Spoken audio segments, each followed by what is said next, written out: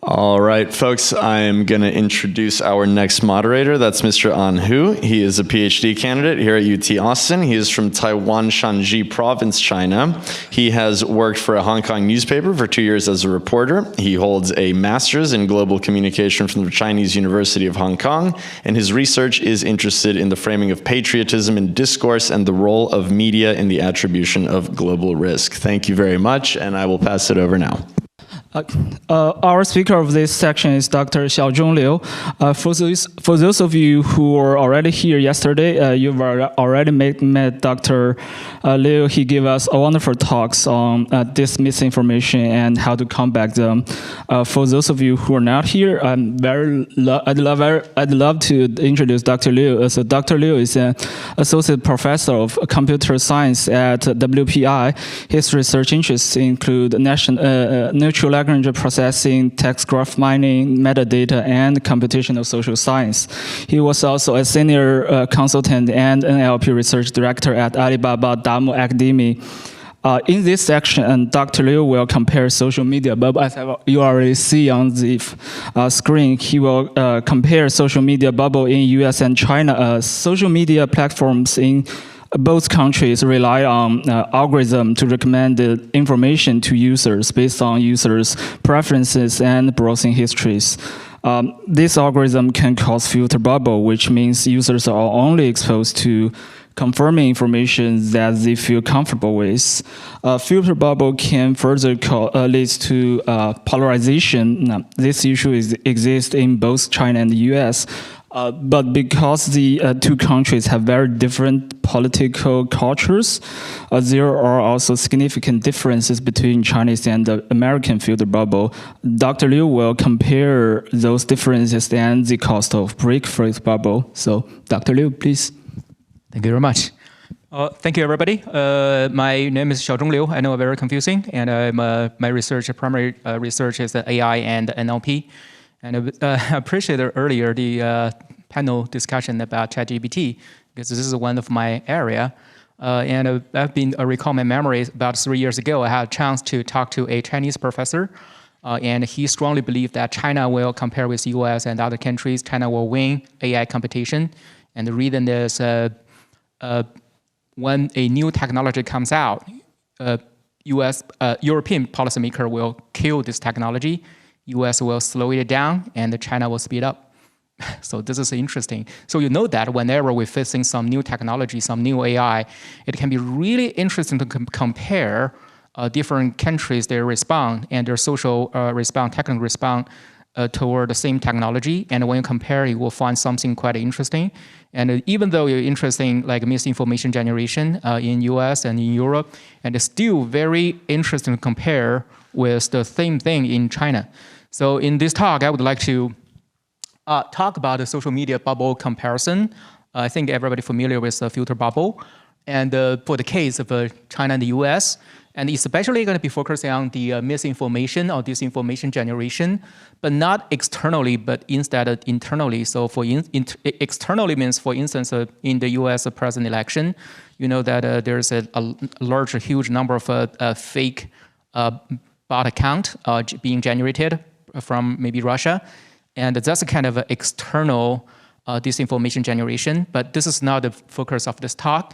And I'm more interested in the internal disinformation or misinformation generation from social bubble perspective. So here comes the talk. So the first part, I want to talk about misinformation. And misinformation from AI technology perspective, block misinformation just equals block information.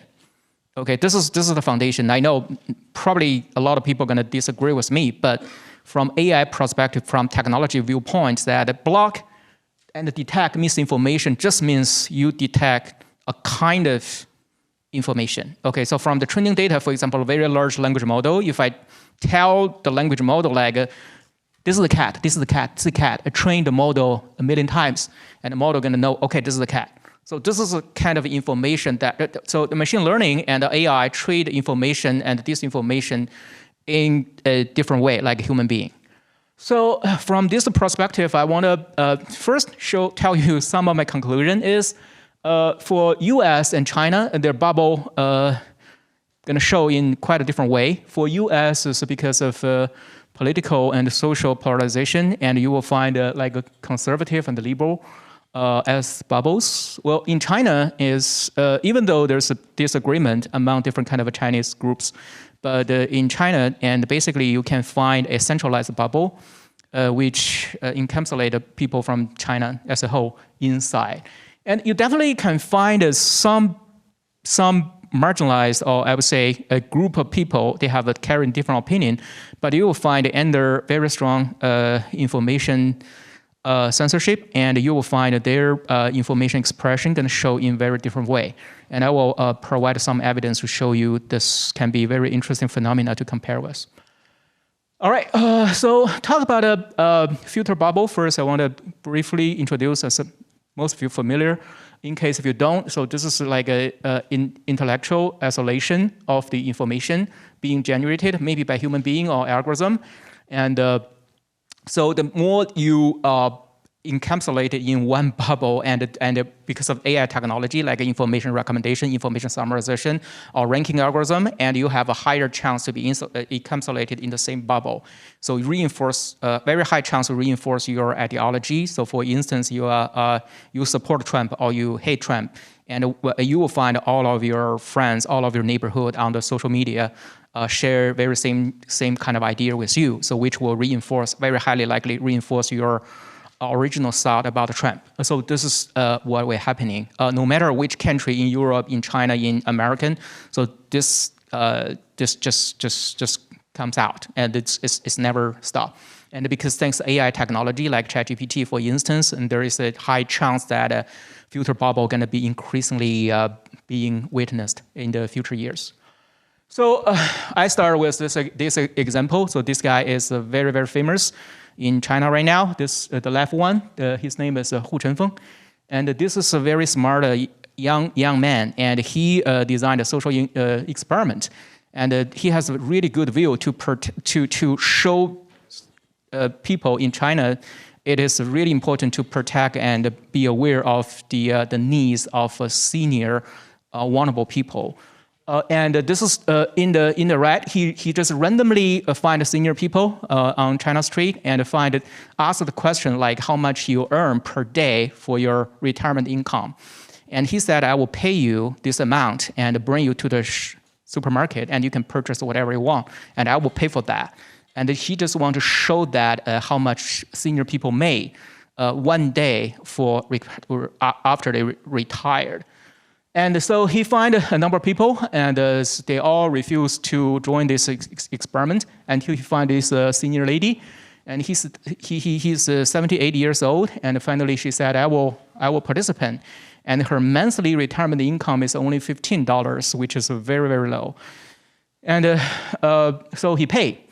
And this senior lady, eventually, I think she cried in the video and say, we really appreciate it because she's really poor. She really needs essential support.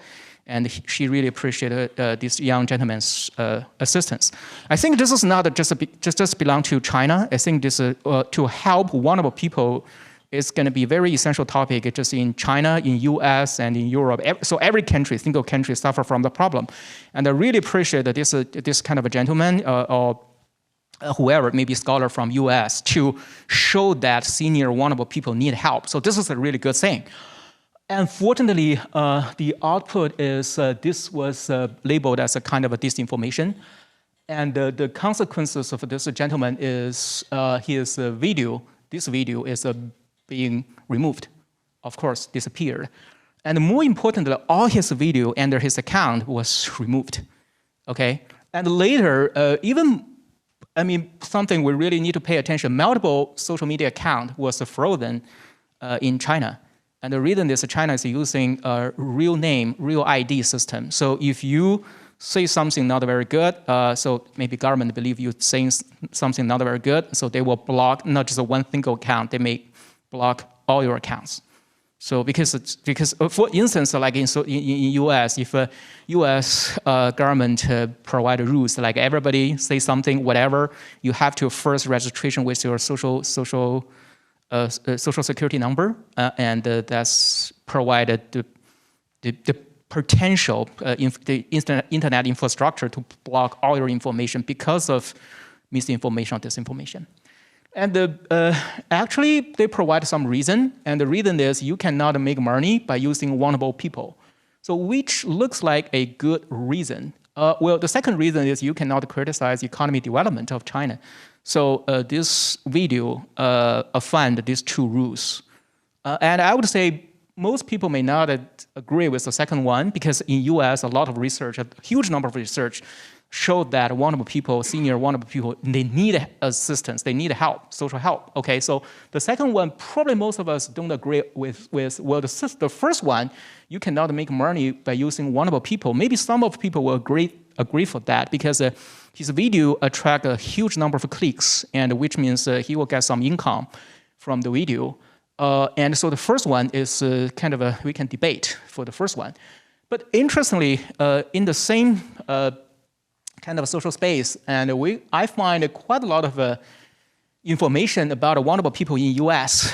And this kind of topic is super, super popular in China. So like, for instance, the first one talk about US political system is killing US people. The second one is the Biden support drug abuse, and which will also kill many, many US people. Well, the third one is Black Lives Matter makes American a very horrible place to stay. So like if you stay on the street, very high chance you will be killed by someone, maybe African American people. So this kind of a topic is very popular, of course, attract a huge number of clicks. And so I would say when you say you cannot make money with vulnerable people, this kind of things is also not everybody follow the rules, because if you make money with U.S. vulnerable people, I think probably this is okay. But if you make money with Chinese vulnerable people, especially show that Chinese economy has some problem, so then you have a problem, you have trouble. So I'll show you another case. This one is also very famous. This is actually a host, a very famous host in China, and this is from CCTV. It's so China's central TV system. And so this guy is very, very famous. And so after the COVID-19, and actually on 2018, and he write a tweet. It's called Weibo, but it's a Chinese Twitter. And he said, because of the COVID-19, maybe we should be humble, and we can tell the rest of the world, I'm sorry, we made some trouble for you. And just a very simple sentence. Because of sentence, and of course, this is a message that China don't want to see. And he's not just his account being frozen, but he lost his job. I think for the past 3 years, this guy just disappeared from in China's cyberspace. And disappeared. Of course, he lost his job, and he never had a chance to go to TV maybe anymore. So this can be a serious issue. So even though this information is just it's not just objective, it's a subjective. This is not. This is a kind of a objective expression, but this is not a message that the government want to see, then they have a very high chance to be being blocked. Well, the other case I would like to share with you is not far away. It's from the Houston Rocket, the manager, and this Mr. Mori, and expressed something on Twitter. So pay attention. He is American citizen, and he posts this information not in China. He posts this message in United States. And he says something about a support, kind of like a support a Hong Kong protester. And because of this information, and his team, Houston Rockets, and including also NBA, lost like millions of dollars in China. And China just stopped NBA broadcasting. And because China is a very huge market for NBA. So unfortunately, NBA lose a lot of money. And so because of this problem, eventually, Mr. Mori, finally, I think kind of apologized to Chinese people. And also NBA's spokesman said it's very regrettable because of this event. So it means Chinese like misinformation detection, not just the boundary is not just inside of China, but also extend to the rest of the world if you have any business relationship. And so I would say self-discipline. So you find, I give you this example to show you one thing significantly different from China and the US is in China, and it's thinking to use something called self-disciplined strategy. Everybody, I mean, they purposely, I mean, they choose to be self-disciplined when they say something. And not also, if you're not a Chinese citizen, if you want to have some business with China, and you need to be self-disciplined. You need to really control yourself, no matter where you are and who you are.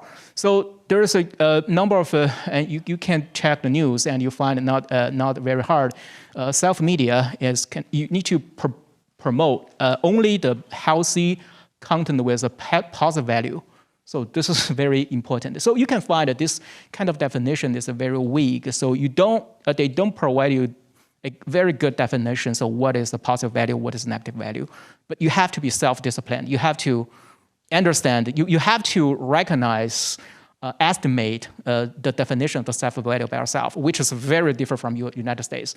So in the United States, if you say, like for instance, if Trump do not win 2020 election, so this is a very hard rules, okay? But in China, this is different. This is very soft, and you have to be self-recognizable. But this strategy is really useful. And I can show you some good story. I have to call that so-called good stories. Like recently, Elon Musk invest a lot of money. And we know that Elon Musk sometimes say on Twitter some aggressive word about the government, but Elon Musk never say anything bad about China. So this is important because he has a huge investment in China.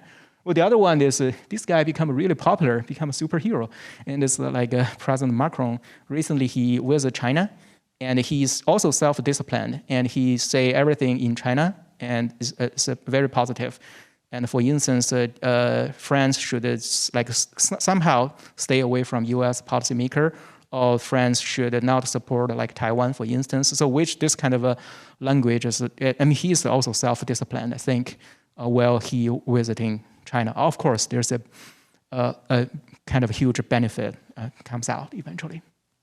So I would say pay attention that self-discipline, this soft boundary compared with US. I want to show you the soft boundary exists in China, not just a hard boundary. So once again, I want to show you this is a real named ID system. It's a very different from United States. So it means United States, you can use your fake name and a fake email address and I mean, whatever information you can provide. And I can say that, for instance, my name is Michael Jordan, and I can register an account, which is okay. But in China, this is not allowed. You have to use your real ID. You have to you have to use your social security number here in the United States to register anything before. So before you click I like it or I don't like it. Before that, you have to first registration with your real ID, so which is traceable. Where's my slides? It disappeared? Maybe someone don't like my presentation. I feel scared because my parents in China, I booked tickets to go to China. So don't do that. I didn't say anything negative about Chinese, right? You proved that. I'm a safe guy. So can you recover my? I think it's on the projector overheated. Okay, overheated. Okay, that's better. Oh, I'm really scared. I'm really scared. Your work is too hot. I know that. So actually, interesting. This morning, my wife called me that, hey, I know that you're gonna go to China see your parents, so don't say anything aggressive during the presentation. Okay, I didn't say anything, right? You prove. All right, it's okay. I can continue without the. So the next, oh, here we go. Thank you. So the next one, I show you that also the platform responsibility is another thing differentiate China and U.S. bubble. So like in United States, for instance, if Twitter provide a very strong, like for example, policymaker, they require, the platform like Twitter, they do quite an aggressive content modernization. And the consequence is going to be user just move to a different platform. So for instance, because of 2020 president election, after that, when Twitter blocked many accounts, including Donald Trump, so the popularity of Parler goes up and also generate another social media, Truth Social. And so you know that in the United States, you have quite a lot of choice. So if you do not feel comfortable with one platform, you can always go to the other one. And the different platform, their accountability can be quite different. Okay, so which means if some platform, major platform, if they do something aggressive, which will boost another trigger existence of a different one. So in the United States, which means it's very hard to control the misinformation. I think the policy, once again, yesterday I talked about the cost. So the cost can be huge if you want to totally remove that. So this strategy won't work very well, unfortunately, because of the cost of taxpayers, and also the platform accountability is very different in the United States. But in China, it's a totally different way. So in China, they have a control, central control. So government have they put a very strong accountability for different platforms in China. So the cost of so the platform, they will have to pay the cost of disinformation detection or misinformation detection and removal.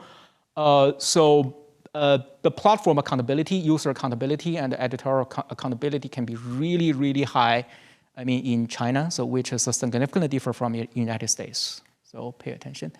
This is a slide I borrowed from yesterday. So we have impossible trinity. So we have a misinformation removal, free speech, and no censorship. And these three things, unfortunately, never, I mean, I won't say never, but very hard to achieve simultaneously. It's really, really hard. Okay, so you may have to sacrifice one or two in order to achieve the other. So I would say United States, they spend more efforts, US people enjoy more on the free speech and no censorship. Well, in China, they're focused more on the misinformation detection and removal. So we'll sacrifice the other things, so unfortunately. Well, different countries, of course, have different strategies, but I would say this impossible trinity can be important. Okay, so whenever policymakers want to make some decisions, so they may need to think about these things. So there is no like a policy will comprehensively take care of all three things here. I think this is really, really hard. So once again, I want to compare the bubbles. So you will find that US, the bubble mainly come from social boundaries, so from social polarization. So like I won't surprise, there's a liberal community or conservative community here. So and their boundary can be very clear. Well, in China, have a central bubble, and this central bubble can be really, really strong because there's a very strong boundary. So I would say there's a system boundary, there's a cultural boundary, and more importantly, there's a language boundary. Okay, language boundary means that, for instance, I find a colleague from VOA here. So VOA, generated some Chinese content, but unfortunately, compared with the other, I mean, huge number of, China mainland generated. VOA only generated a very small proportion compared with the rest of the media in China. So which means that the language boundary is super, super high. So if you just randomly sample some news content from in Chinese language, very, very, very, very high chance, I think more than 99% of a chance, and you will sample something from Chinese media. So which is information, of course, controlled. And another ideology boundary. So of course, so there's this kind of boundary will make bubbles in China super, super strong, isolated from the rest of the world. And even more importantly, when we talk about a system boundary, I wanted everybody to pay attention. And China is technical, its technology capacity is really, compared with US, I think it's not just similar, but even in certain areas, especially social apps, and their tech development even, I would say, better than United States. So this is something quite recent. So you find that the top 10 US most downloadable free apps. So you find four of them come from China, the top 4. Okay, so all of them developed by the Chinese company. So which means China's their technical development is super, super strong. And their influence not just within China, but touch the rest of the world.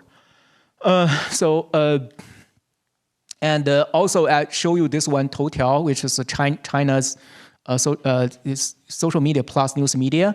And it's also, they share the same company with TikTok. And the user, satisfaction is very, very high. So compared with other applications. So users from Toutiao, they more loyal and they spend quite a lot of time on this app. So of course, and they provide centralized information. Everybody interested in GPT, right? So this morning, this slides come from this morning, and you can find the date. It's just today, right? So today, before I come here on the way, I think, okay, maybe I should take a look. So maybe US and China recently released something that talk about the GPT regulations. And so I searched online. Unfortunately, I didn't find anything from US. But I just find something today. It's just, so this is really hot. Come several hours ago, come from China, and this one is AIGC, AI generated content management policy. So this one can show you. So this is really, really, really new. It means you have to, if you provide an AIGC service like GPT, and you have to make sure it will follow these policies. This is a hard line, okay? So you cannot, even for instance, some US company, if you want to provide AIGC service, and you have to follow all of the rules. Okay, some of the rules I think are pretty good. For example, like you cannot generate any like pornography information, so which is good. Well, the other one is debatable. Well, but the second one, I want everybody pay attention. The second one is really tough. So if you generate something that maybe violate the rules, and you will, if reported by another user, you have to train your model again, optimize your model again within 3 months and remove this information. So I would say this is really, really hard.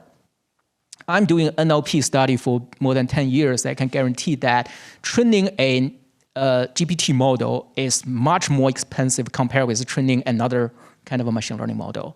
So you train GPT model with a really huge cost, okay? And also is compared with the machine learning classification model, so AIGC is actually create something. So if you want to train your model, guaranteed to train a new model which will totally remove a kind of information, a block kind of information, it can be more challenging, a lot more challenging, and the cost can be really, really high. So this kind of a policy can be really hard, I would say, really challenging for the AIGC providers in China. So this cost it can be huge, but this is a hard line. Okay, within 3 months, I think 3 months if you want to retrain or train a GPT model from start, this cost can be really, really high. All right, I would like to show another example. This is a very interesting. I have a student. This student he's really good, and he published a number of papers in his areas, information retrieval. So he published a number of papers, AI papers, information retrieval papers, like a Google algorithm. So this student worked with me for 5 years in the United States, and one day before he graduated, I find he's using China search engine. Okay, this is interesting because he is his area, research area is information retrieval, and I asked him, hey, why you use Chinese search engine after you work 5 years in the United States? Why not use Google? Because I personally believe Google do a better job than, especially he's searching some English content. Okay, so why use a Chinese search engine? Why don't you use Google? I asked him, and he said, I just so used to that. I just enjoy staying in my kind of bubble because he has been working with all kind of Chinese services for many years. So once he used to, he never changed. Okay, right now he's still working in high-tech company in the United States, but I think this kind of behavior will never change. So I triggered me to investigate a new problem is when a Chinese student come to the United States when he has exposure to other kind of information. So some students choose to, they change, while some students not change. The behavior of consuming information. For example, will you watch maybe news from CNN or NBC or Fox News? Or you still do everything just with Chinese media. Do you like to have increase your chance of exposure to another kind of information, or you don't want to change? So this is really interesting. Then I can share this story. I want to make it an NSF proposal. So I talked to a number of faculty members, and some of them I hope they understand a little bit Chinese. So I talked to a number of Chinese American faculty members, and including people, professors from China, and including professors within the United States. And all of them say, no, I don't want to be PI or co-PI with you because it can be risky to investigate this kind of topic. So I think, once again, self-discipline. Even if you are physically in the United States, so they self-discipline. They don't want to touch this kind of topic. I'm still looking for collaborators. So if some of you are interested, talk to me after the presentation. All right, so US, the difference is US have a very clear bubble boundaries, okay? So if Trump says something, so some people will say this is a totally a lie, or this is, someone say I strongly support Trump. So this, you can see the boundary is very, very clear. And I can show you that in China, there's also such a boundary, but the boundary can be really blurred. Oh, this is another one. So you can find that even, the bubble or the misinformation, and you find that this kind of line the boundary is very, very clear. But let me show you some boundary in China. Okay, you can find that it's in totally different way. So this one is a recent tweet, a piece of a message in China. And so this guy, I think his or her goal is to say something bad about Russia, but he say that in a tricky way, and he say Russia currency exchange rate is decreasing aggressively. So this is the message, and no other content. Okay. Well, the other one, the response, like people's comments, feedback, the comments is that Russia fans should exchange Russia ruble ASAP. Well, the other ones, the Russia win again, increasingly wealthy during the war. So you can find that this is not that they want to express their maybe the support for Russia, right? They believe Russia is doing something bad, but they have to say that in a creative way. I can show you another one. So this is a online vote. So you can create this is just like a Twitter or just like Facebook. You can create a vote online. So this one is where does COVID-19 origin? So the first choice is United States. The second one, bad. The third one, you never know. So you can find that they don't provide the fourth option, right? So you can, if you provide a fourth option, for example, from local China, and your account will maybe disappear very soon. I remember I have 2 accounts disappeared in the past few years. So I know that. So maybe you have to be very cautious. When you create some message like that. And the response is really interesting. This guy say, if you think you should provide a different, you should try something else. Give me a signal. And he or she got a 160 like. So which means still a number of people believe that, at least, I won't say it's China not, at least they believe that this COVID-19 do not come from US or US lab.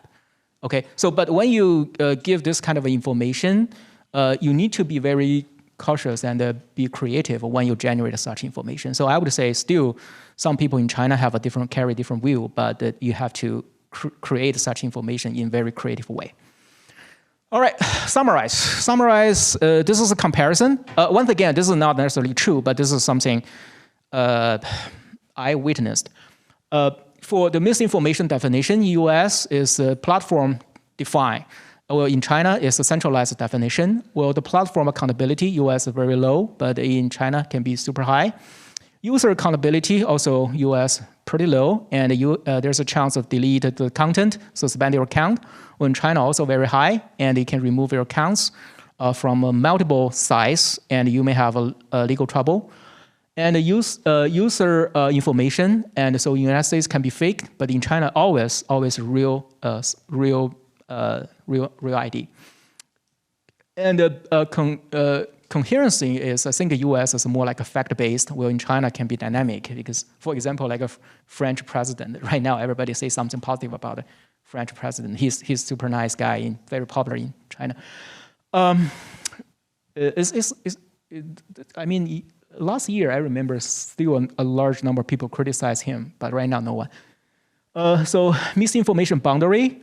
I think in USA, this is a very hard boundary. So for example, US president election, so the boundary is right there. So you don't want to jump the line. Well, in China, it's a soft boundary. So this is very important. So people need to be self-disciplined. Even though you're not a Chinese citizen, if you have a business with China, you need to be cautious about your boundary. And the foundation, US is a political polarization. A number of people already talk about that. Well, in China, it's a self-discipline and education also. Later, I talk about the young people education. And the cost, USA can be low or medium. Well, in China, this cost, unfortunately, can be pretty high, even though this is a very, very effective way, very, very efficient way to control they-defined misinformation, but the cost can be really high. Because this is not just an AI problem, it's AI plus human censorship, so the cost can be really high. Well, for technology-wise, both countries do a good job for technology development. Well, misinformation removal, talk a little bit more. So the ideal way, I personally believe, is to teach young generations the future. So how to think, but not what to think. Unfortunately, in both China and the US, I think the education conduct in a, I think, misleading way. I remember I shared you the story yesterday as my 6-year daughter, when she come back home, she told me that, hey, Daddy, do you know Donald Trump is a bad guy? And he said, my teacher told me Donald Trump is a bad guy. So this is a good example to show you that the school is not to talk about how to think, but what to think. And so the next few days, I asked my daughter, do some Google search and tell me 3 reasons why Trump is a bad guy. And also tell me 3 reasons why find the 3 things that Trump did good in the past few years. And also tell me why Trump is a bad guy. Okay, so I'm trying to train her critical thinking, but I know for young generations, no matter in China and the United States, I mean, they are increasingly radical. So, they're thinking, so that can be a problem. So if most of the, and not most, if an increasing number of young people get the information from 20 seconds TikTok videos, so you know that there can be a problem, okay? So unfortunately, and AI reinforce such their identification, no matter in United States or in China. So if you believe something, AI will help you to reinforce your belief. Any solutions? I don't know. I just bring it to the table. So we can talk about a solution later. But I myself, I'm an environmentalist. I actually, in the past few years, I go to elementary school, teach the kids for about 1 hour. So why we should protect our environment. I tell the young kids, because I really, I always teach my daughter, protect environment, protect animal, and protect our earth. This is our only place. But I find that young people, they're more interested in this like a 20-second video, which I myself, I'm an environmentalist, I feel very sad when they do something like that, pour some soups on a very expensive painting. So I think the education, once again, this kind of a video, very popular, increasingly popular on the internet. So the young people do not have interest to listen my 1 hour talk. They think I'm an old guy. I'm a guy from old school. They don't want it. They're not patient enough to listen to me. They don't have any patience to Google search. They don't have interest in read an article or a book about protecting environment. But they more interested in this 20-second video, and a number of people they want to do the same thing. So I find that this can be somehow risky. So which unfortunately in both China and US, I find increasing of young people doing that. All right, that's everything I want to say. Thank you very much. If you're interested, feel free to send me a message. Thank you.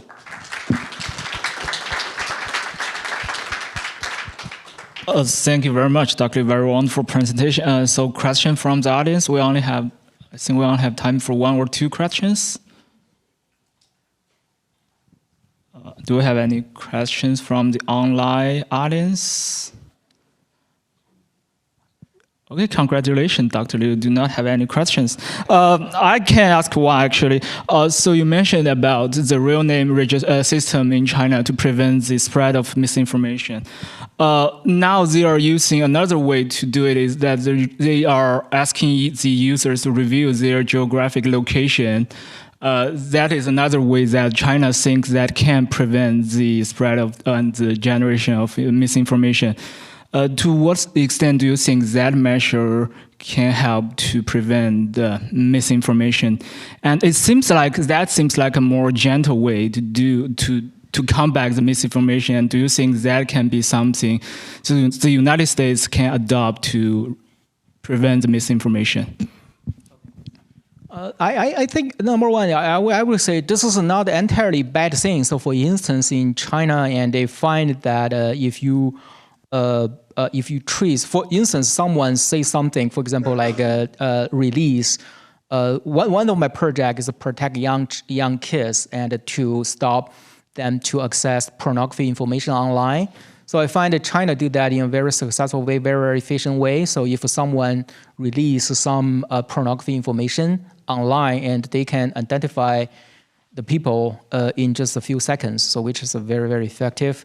And which is a good way to protect young kids. However, I think, like you said, China is very creative to identify the information generator.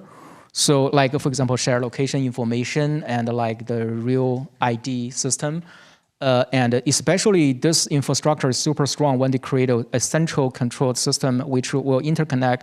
There's a central database which interconnect with the different platforms and to be able to trace people's behavior online. So when they create something like that, privacy information and your and it triggers a serious security issue. So, for instance, China very successfully used such system in their during the COVID-19 for quarantine, city level and state level quarantine. So we find that super successful.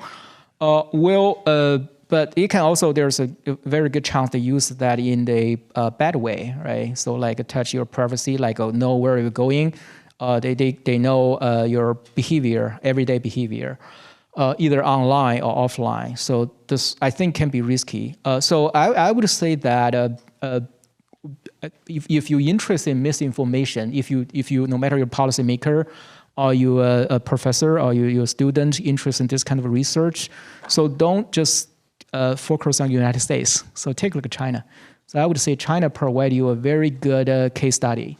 So when you, if you believe that government, control for misinformation generation or government censorship should be an alternative. So before you say that, take a look at China and take a look at their internet infrastructure and take a look at their system and take a look at their social consequences, and then you have a better picture. So should US or Europe do something similar, or should they use a different way?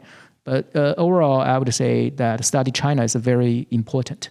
So even though your primary goal is to investigate something in the United States. Thank you very much, Dr. Liu. Oh, do you still have? Yeah, there's one.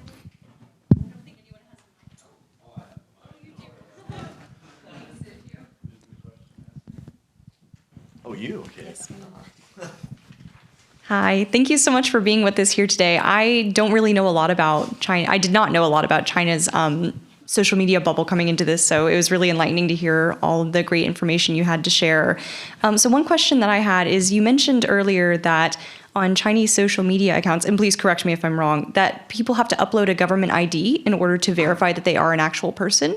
And I was wondering, what are your thoughts of, could there potentially be an industry where people are creating fake ID cards? I'm sure every American sitting here has known someone who's had a fake ID in order to go to Cannon Naples at some point. But, could this industry possibly pop up in order to circumvent that regulation on Chinese social media platforms and give people a greater sense of anonymity from which to actually speak their true minds? Okay, so sure. I would say this is not entirely impossible, but I think it's super, super hard.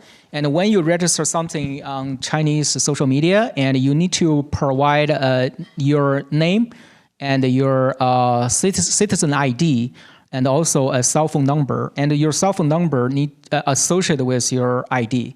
So they will send a message. They will send a short message to your cell phone, and you need to use this 6-digit to finish the registration. And your cell phone clearly associated with your citizen card as well. So which means if you want to register anything, you want to release any information, even just click like, you have to finish registration. And this registration, when you provide a citizenship ID, and they can search in the central system. And if you provide, for example, like a fake ID, and it won't pass. So I would say your name and the ID on the card and cell phone numbers, 3 information need to match. So which almost guarantee that you're the one. And so that's the reason if you release some information which is not very good, they think, and there is a chance they can block all your IDs. And you can have legal trouble, and for sure. So that's very, very tough, I would say, compared with US. Thank you. I think we have one there. Yeah. So thank you. I just wanted to ask, to what degree does some of the facial recognition work in the streets, movement control, and social credit, how does China then integrate that as they also look at social media profiles and activity, and is it integrated? You mean So facial recognition within the streets, for example, with all the cameras that are set up in the cities, to be able to monitor movement of individuals, are they then overlaid with some of the social media identities to then get a fuller understanding of individuals' movement and behaviors? So this is, unfortunately, this is not my research area, but I have a couple friends and doing this kind of research in China.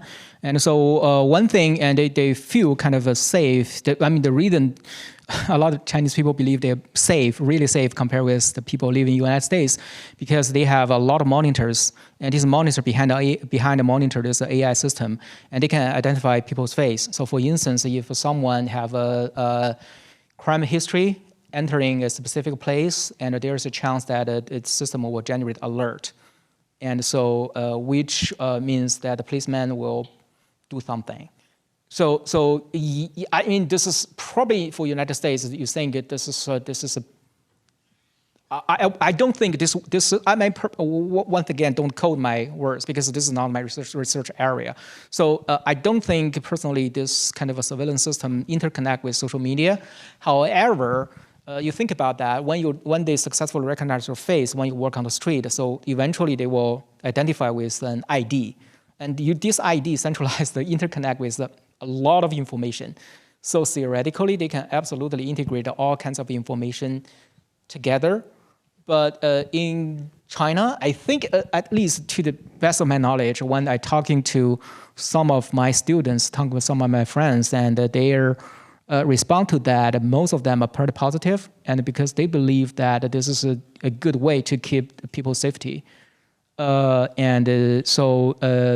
they definitely, compared with US, they treat this kind of technology in different ways. But I would say, yes, potentially there is a chance of offending people's privacy, and especially if this is a person that maybe have a different political view. So this can be a problem, I think, yeah. I think we do still have any questions. Okay, great. I think we're time to wrap up. And thank you very much again, Dr. Liu, for this wonderful presentation. Thank you for the audience. Thank you.